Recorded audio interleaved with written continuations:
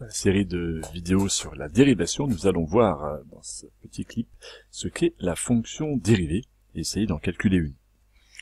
Dans une vidéo précédente, nous avions travaillé avec cette figure sur le logiciel de géométrie dynamique. Nous avons une courbe verte qui est ici représentée, la tangente ici rouge au point M d'abscisse A et d'ordonnée f de A. Et nous avions travaillé avec le tableur ici. Et on voit bien que quand A vaut ici 1,45, on arrive à déterminer f de A et le nombre dérivé de 0,6. Ce qu'on peut, ça fait un petit moment qu'on tourne autour du pot sur toutes ces questions-là, mais on voit bien qu'en bougeant et en donnant plein de valeurs pour A, on détermine à chaque fois un nombre f' de A. On voit dans le tableau à droite ici, quand je fais glisser mon nombre A sur l'axe des abscisses, évidemment les images changent, puisque on voit bien que l'altitude sur la courbe évolue, donc les images de A évolue, et on voit bien que la pente de la tangente évolue, et pour chaque nombre A, je peux lui associer un nombre f' de A. Pour l'instant, on n'avait parlé que de nombres dérivés, le nombre dérivé de 0,9 et moins 1,34. Nous allons maintenant définir globalement une fonction complète qui, pour tout antécédent, va lui associer son nombre dérivé. Donc on va commencer par une définition, elle n'est pas à apprendre par cœur, mais elle va être à comprendre quand même. Si on va dire qu'une fonction est dérivable sur un intervalle, éventuellement une réunion d'intervalles, si et seulement si elle est dérivable pour tous les points de cet intervalle-là.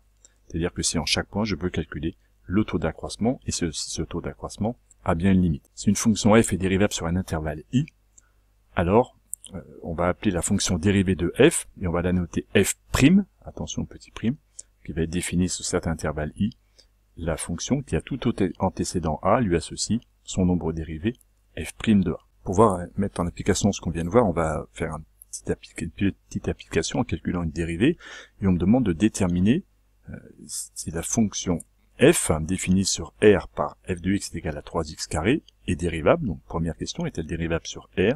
Et si oui, en déterminer l'expression de sa fonction dérivée. Donc là, on va être obligé, une dernière fois, d'appliquer le cours tel qu'il a été vu dans une vidéo précédente avec la limite du taux d'accroissement.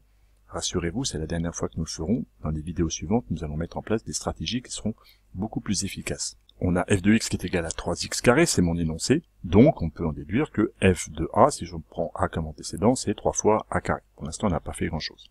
Il va falloir maintenant calculer f de a plus h.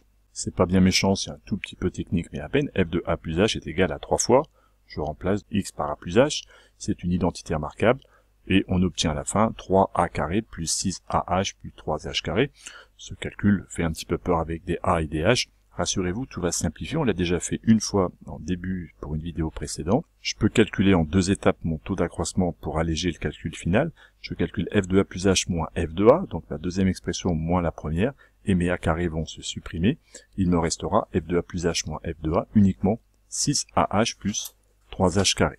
Faites le calcul parallèlement, il ne s'agit pas de le lire comme ça pour le comprendre, il faut le faire stylo papier pour essayer de comprendre ce qui se passe. Si j'applique maintenant la définition de mon taux d'accroissement qui a été vu précédemment, f de a plus h moins f de a sur h, il s'agit donc de, on a déjà calculé le numérateur qui vaut ça, que je recopie, je divise par h, et là je suis content, il y a des h partout au numérateur, comme h il n'est non nul, je peux simplifier par h, et ce taux d'accroissement est égal à 6 fois a plus 3h.